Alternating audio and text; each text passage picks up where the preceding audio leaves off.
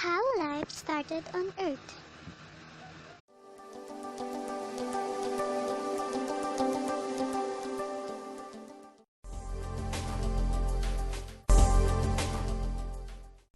The topic that was given to me is about 2 out of the 8 characteristics of life, which is order and sensitivity or response to stimuli.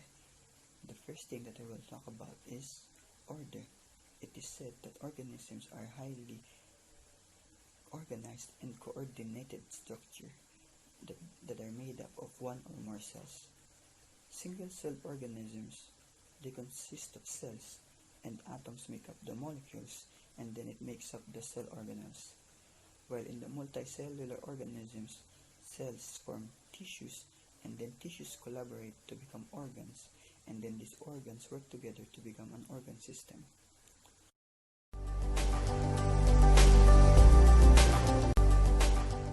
That we will talk about is sensitivity or response to stimuli. Organisms have a different way of reacting to stimuli. Example, plants can bend toward a source of light or react to touch. Even bacteria can move towards or away chemicals. That process is called chemotaxis, or the bacteria can move towards or away the light. That process is called phototaxis.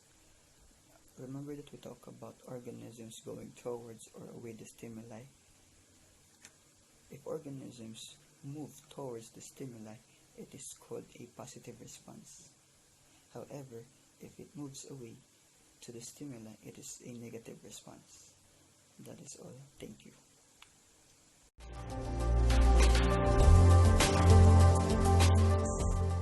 Reproduction. Single-cell organisms reproduce by first duplicating their DNA and then dividing it equally as the cells prepare to divide to form 2 new cells. Multicellular organisms often produce specialized productive germ-line cells that will form a new individuals. When reproduction occurs, genes containing DNA are passed along to an organism's offspring. These genes ensure that the offspring will belong to the same species and will have similar characteristics such as size and shapes.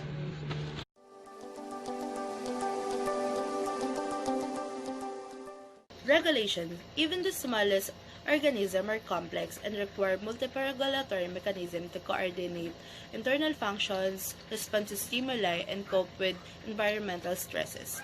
So there are 2 examples of internal functions that regulated in an organism. So there are nutrient transport and blood flow. Organs, group of working tissues, perform specific functions such as carrying oxygen throughout the body and delivering nutrients to a cell and removing waste and cooling the body.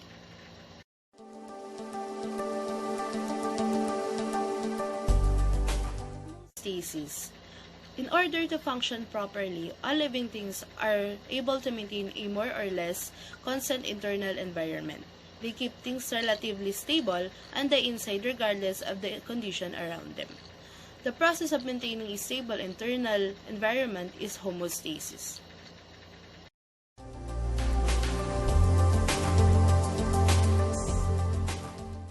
Energy processing.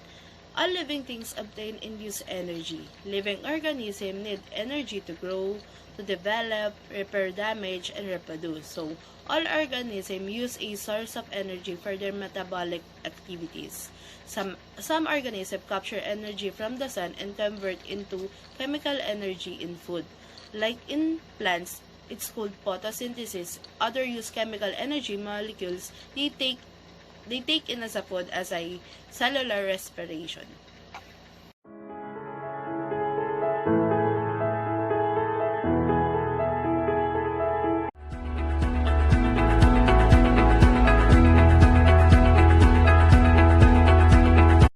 The theory of special creation states that life was created by supernatural power in the form which has not undergone any change.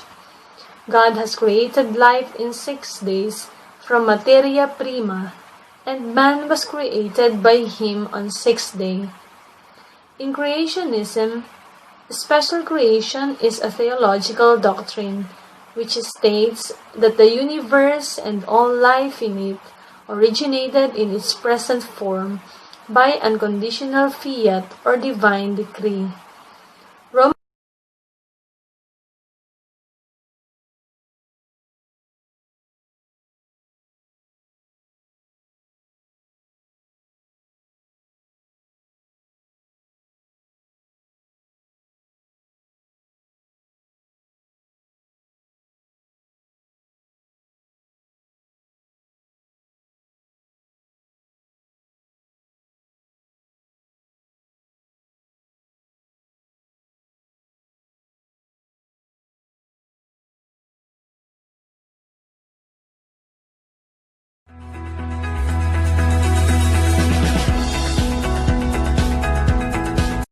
Spontaneous generation is the hypothetical process by which living organisms develop from non-living matter. Also the archaic theory that utilized this process to explain the origin of life.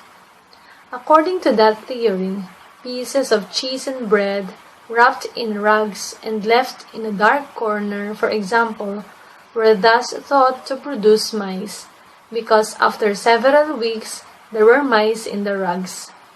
Many believed in spontaneous generation because it explained such occurrences as the appearance of maggots on decaying meat.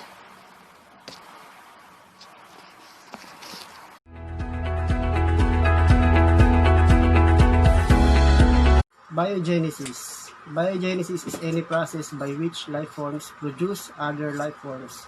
For example, a spider lays eggs that become other spiders. This premise historically contrasted with the ancient belief in spontaneous generation, which held that certain inorganic substances left alone give rise to life, such as bacteria, mice, and maggots. In a matter of days, the premise of biogenesis had been definitely demonstrated.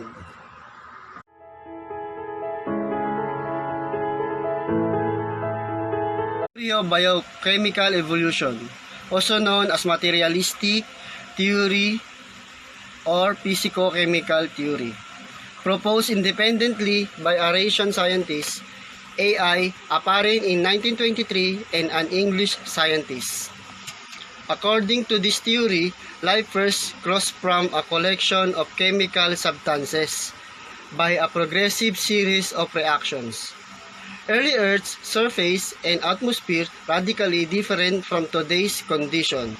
The primitive Earth's atmosphere, reducing type, solar radiation, and lightning must have been the chief energy source from these chemical reactions. The organic compounds gradually accumulated in oceans and formed a hat of primordial soap, or hot dilute soap, also known as Darwin's worm little pond. Apparent proposed that the proteinoids, nucleoproteins, and other organic and inorganic molecules aggregated and precipitated in sea, forming organized colloid aggregates called coagulates. The coagulates were able to absorb and assimilate organic compounds from the environment in a way reminiscent of metabolism. They divided the body. Apparent considered that the coagulates gave rise to primitive cells of eukaryotes in was similar to cocoid bacteria.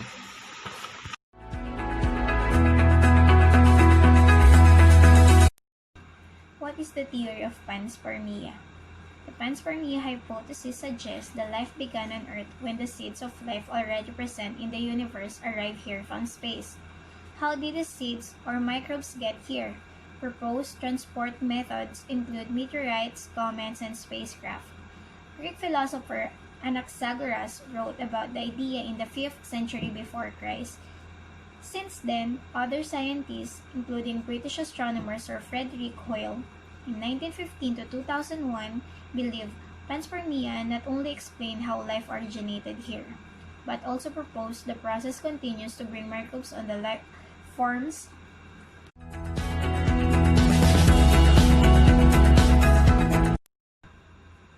Some other theories, theory of eternity of life only changes its form, but it's never created.